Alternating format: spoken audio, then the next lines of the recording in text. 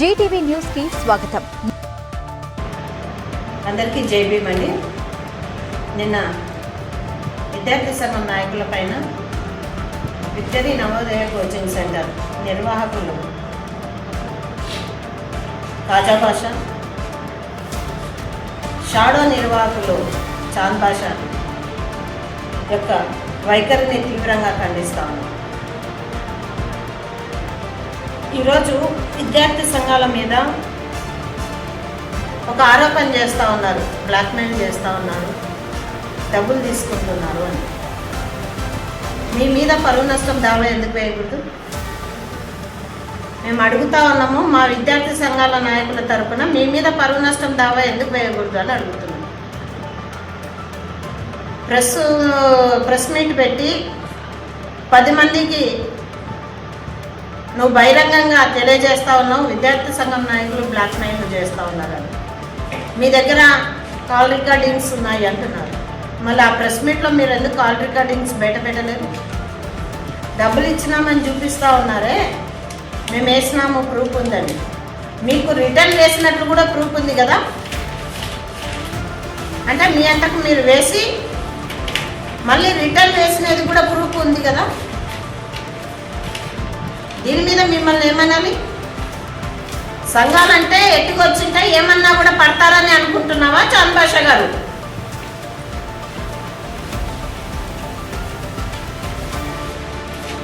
అసలు ప్రభుత్వ ఉద్యోగం చేస్తూ కోచింగ్ సెంటర్ నడపడానికి నీకేం అర్హత ఉంది? నీ మీద క్రిమినల్ కేసు పెట్టాలి కదా ఫస్ట్. తమను అడ్డం పెట్టుకొని నువ్వు ఈరోజు ప్రభుత్వ ఉద్యోగం చేస్తూ కోచింగ్ సెంటర్లో నడుపుకుంటూ దాంట్లో దందాలు చేసుకుంటూ దొడ్డిదారిలో విద్యార్థుల నుంచి వేలకు వసూలు చేస్తూ ఉంటే నేను ఎవరు ప్రశ్నించకూడదు. ప్రశ్నిస్తే నువ్వు బ్లాక్మెయిలింగ్ అంటావు. తమాషా అయిపోయిందే ఇది. నువ్వు కరెక్ట్గా ఉన్నప్పుడు నిన్ను ఎవరేమంటారు? నీ దగ్గర ఎక్కడ లోపం ఉంటేనే కదా ఈ విద్యార్థి సంఘం నాయకులు ప్రశ్నించేది. నువ్వు కరెక్ట్ ఉన్నప్పుడు ఎవరికి భయపడాల్సిన పని లేదు. వాళ్ళు అడగకుండా వాళ్ళ అకౌంట్లో నువ్వెందుకు డబ్బులు వేశావు? అంటే నువ్వు చేస్తున్న అవినీతికి, నువ్వు చేస్తున్న తప్పుడు పనులకు ప్రశ్నించకూడదని ముందుగానే వాళ్ళకి డబ్బులు వేసినావా?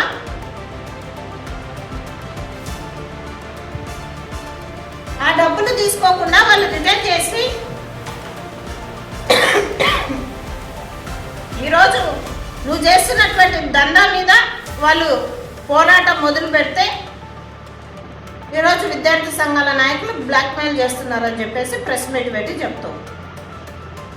నువ్వు చేసే తప్పుడు పని నిన్ను ఎవరు అడగాలి? అసలు స్కూల్కి వెళ్ళి కరెక్ట్గా విద్యార్థులకు పాఠాలు చెప్తున్నావా, లేకపోతే నవోదయ కోచింగ్ సెంటర్లో ఉండి ఇక్కడ వ్యాపారం చేసుకుంటా, విద్యార్థులతో కోచింగ్ సెంటర్లో వ్యాపారం చేసుకుంటా నీకు ఏదైతే ఉద్యోగం ఇచ్చినారో అక్కడ క్లాసులు ఎగరగొడుతున్నావా? అంటే నీ జాతకం బయట పెడితే, నీ తప్పులు బయట పెడితే, ఈరోజు నీ దందా బయట పెడితే విద్యార్థి సంఘం నాయకులు బ్లాక్మెయిలింగా? ఏం విద్యార్థి సంఘం నాయకులు పెళ్లిళ్ళు చేసుకొని చదువుకోకూడదా? విద్యార్థి సంఘం నాయకులు పెళ్లిళ్ళు చేసుకోకుండా జీవితాంతం అట్లాగే ఉండాలనా? నువ్వు పెళ్లి చేసుకొని ఉద్యోగం చేస్తలేవా? నువ్వు ప్రభుత్వ ఉద్యోగం పెట్టుకొని ఈరోజు నవోదయ కోచింగ్ సెంటర్ నడుపుతలేవా? ఈరోజు విద్యార్థి సంఘం నాయకులు పెళ్లిళ్ళు చేసుకొని పిల్లలు పుట్టినాక వాళ్ళు విద్యార్థి సంఘం నాయకులు ఎట్లా అవుతారంటే నువ్వు చెప్పు, ఎట్లయితారో విద్యార్థి సంఘం నాయకులు కాజా భాష నువ్వు చెప్పు. అంటే పెళ్ళిళ్ళు చేసుకొని చదువుకోకూడదు. ప్రతి మనిషి నిరంతరం విద్యార్థి జీవితంలో, ఈ సమాజంలో ప్రతి మనిషి నిరంతరం విద్యార్థి. పాఠాలు చెప్తావు కదా, నీకు తెలీదా ఇది? నువ్వు కూడా విద్యార్థివే. నువ్వు టీచర్ అయిండొచ్చు, నువ్వు ఇంకా చాలా నేర్చుకోవాలి సమాజంలో. నువ్వు కూడా విద్యార్థివే. ఇంకా ఏదో కొన్ని విషయాలు, కొన్ని సబ్జెక్టుల మీద నువ్వు పాఠాలు చెప్తుండొచ్చు, అట్లనే నీకు మొత్తం జ్ఞానం ఉందనుకోవద్దు. చేసిన తప్పుడు పని సాలక మళ్ళీ బయటకు వచ్చి నేను ఉత్తముడని అని చెప్పుకుంటున్నావా?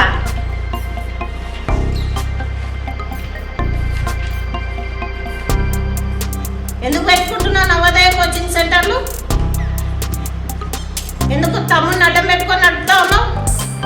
నిన్న ప్రెస్ మీట్లో విలేకరులు అడుగుతా ఉంటే మా తమ్ముడు చెప్తాడు అంటున్నా, నువ్వే చెప్తా ఉన్నావు మొత్తం. తమ్ముడిని చెప్పనిస్తున్నావా? అంటే తమ్ముడు నడుపుతలేడు, ఆడ మొత్తం దందాంతా నీదే అనేది స్పష్టంగా అర్థమవుతుంది. అన్ని సమాధానాలు నువ్వే చెప్తున్నావు, అన్ని ప్రశ్నలు నువ్వే వేస్తున్నావు. విద్యార్థి సంఘాల నాయకులను ప్రశ్నించాలనుకునేటప్పుడు నువ్వు కరెక్ట్గా ఉండు. ఒకవేళ ఇతరుల వైపు చూపించేటప్పుడు 4 వేలు నీ వైపు ఉన్నాయనేది గుర్తుపెట్టుకో. నువ్వు కరెక్ట్గా ఉంటే ఏ సంఘాలు నీ దగ్గరికి రావు, ఎవరు నిన్ను బ్లాక్మెయిల్ చేయరు.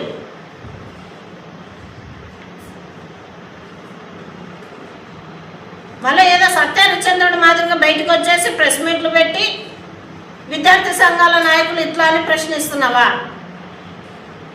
అంటే నువ్వు తప్పుడు పని చేస్తూ ఉంటే ఎవరు ప్రశ్నించకూడదు. అందరు గుడ్డల మాదిరిగా ఉండాలా, కన్ను మూసుకొని. నువ్వు ఏది ఇస్తే అది తీసుకోవాలా.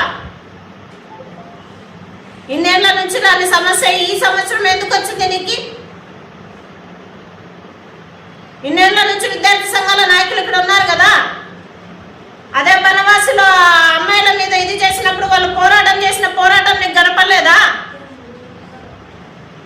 యాములన దాకా ఇంటివి వాళ్ళు పోరాటం చేసేటప్పుడు.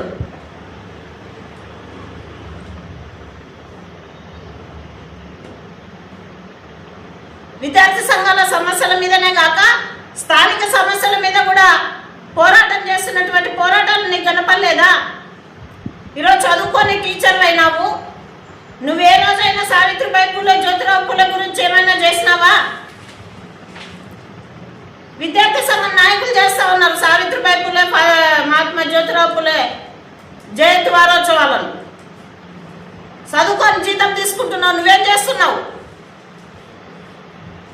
మళ్ళీ పక్క వ్యాపారాలు పెట్టుకొని ఇంకా అదనంగా సంపాదించుకుంటున్నావు. ఇట్లాంటివి తప్పుడు ఆరోపణలు చేసుకుంటా, తప్పుడు మాటలు మాట్లాడుకుంటా ప్రెస్ మీట్లు పెడితే ఇంకా పిల్లలు కాబట్టి ఓపిక సమాధానం చెప్తున్నారు. మహిళలు అయితే అంత ఓపిక చెప్పరు. నువ్వు ఎక్కడ ఉద్యోగం చేస్తున్నావో అక్కడికే వచ్చి నీ కథ ఏందో తెలుసుకుంటారు. తప్పుడు పనులు చేసింది కాక మళ్ళీ పైన ప్రెస్ మీట్లు పెట్టి చెప్తున్నావా? నువ్వు ఇట్లేగానే పోతే ఖచ్చితంగా నీ మీద క్రిమినల్ కేసులు పెడతారు, నీ మీద పరువు నష్టం దావా వేస్తారు. ఇది గుర్తుపెట్టుకో.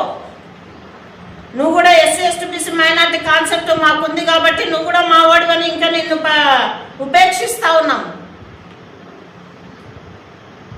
నీ స్థానంలో ఏ అగ్రవర్ణం చెందిన వ్యక్తి ఉండింటే ఆ కథ వేరుంటుండే.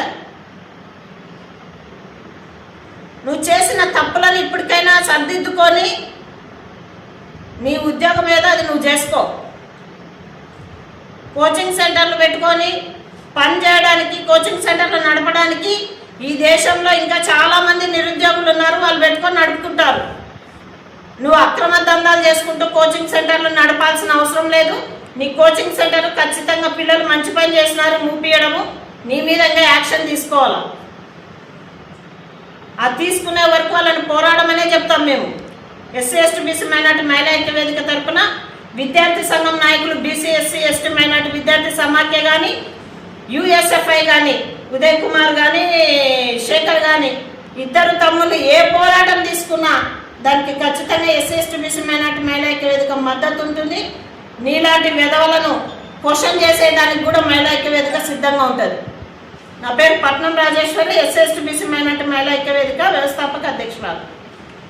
చూస్తూనే ఉండండి జీటీవీ న్యూస్ను. నిజం మా ధ్యేయం, సమతా సంక్షేమం మా లక్ష్యం. మరిన్ని వార్తల కోసం సబ్స్క్రైబ్, లైక్, షేర్ చేయండి. నమస్కారం.